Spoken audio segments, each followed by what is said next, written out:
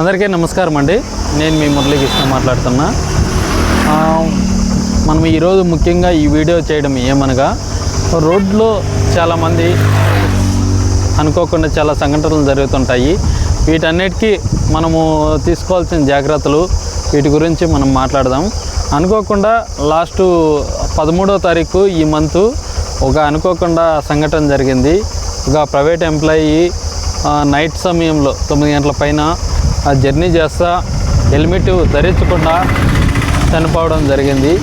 దానికి వచ్చి 2 వీలర్లో వెళ్తా ఎదురుగా వచ్చి టాటా ఏసీ వచ్చి గుద్దేసింది.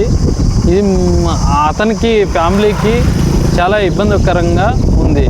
అంతేకాకుండా ప్రతి ఒక్కరు కూడా ఇలాంటి సంఘటనలు జరగకుండా, పునరావృతం కాకుండా మనం చూసుకుంటామని మనం మరీ ఒకసారి తెలియజేస్తున్నా.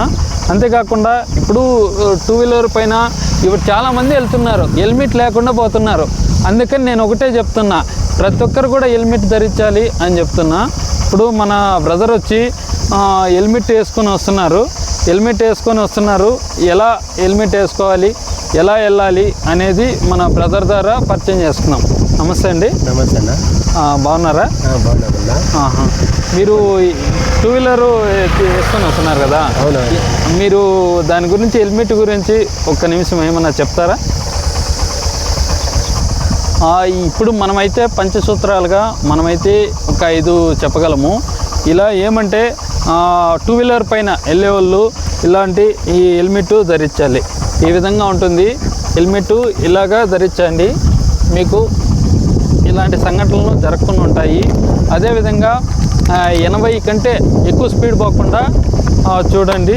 ఇంకోటి ఏమంటే మనకి మీకు ఎక్కువ స్పీడ్ పోకుండా ఉండొచ్చు. తర్వాత వచ్చి డ్రంక్ అండ్ డ్రైవ్ చేయకుండా ఉండండి. చూడండి, ఇలాంటి కుర్రాళ్ళు కూడా హెల్మెట్ లేకుండా పోతున్నారు. ఇలాంటివన్నీ జరగకూడదని మీకు చెప్తున్నా. మళ్ళీ వచ్చి ఇట్లా కార్లో వెళ్ళేవాళ్ళు సీట్ బెల్ట్ ధరిస్తారని తెలియజేస్తున్నాం. ఎందుకంటే నా మీ సినిమాలో మీరే హీరో కావచ్చు, మీ ఫ్యామిలీకి మీరే హీరో కావచ్చు. ఎవరైనా ఏదన్నా అనుకోకుండా సంఘటన జరిగితే మీ ఫ్యామిలీకి ఎవరు ఉండరు, మీరే ఉంటారు. మీ సినిమాలో మీరే హీరో. ఓకే, మీ స్థానాన్ని ఎవరు భర్తీ చేయలేరు. ఎందుకంటే ఇలాంటి సంఘటనలు నేను ఎన్నో చూస్తున్నా. దయచేసి ఇలాంటివి పునరావృతం కాకూడదని ఇట్లా మా ఫ్రెండ్స్ చాలామంది హెల్మెట్ లేకుండా చనిపోవడం జరుగుతుంది. ఇలాంటి సంఘటనలు మరోసారి చూడండి. ఇప్పుడు ఇక్కడ చూడండి, హెల్మెట్ లేకుండా వస్తున్నారు. ఇలాంటివి జరగకూడదు.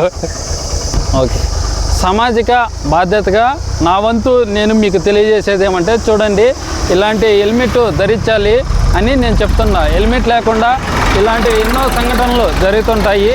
అందుకోసం ప్రతి ఒక్కరు కూడా, ఇక్కడ వెళ్ళే వాళ్ళు కూడా, ఆపండి, మీరు హెల్మెట్ వేసుకొని వెళ్ళాలా, లేకపోతే చాలా ఇబ్బంది పడతారు. చూడండి, హెల్మెట్ వేసుకుని వస్తున్నారు. మొన్న అనుకోకుండా ఇక్కడ యాక్సిడెంట్ అయినాయి, అందుకని చెప్తున్నాం.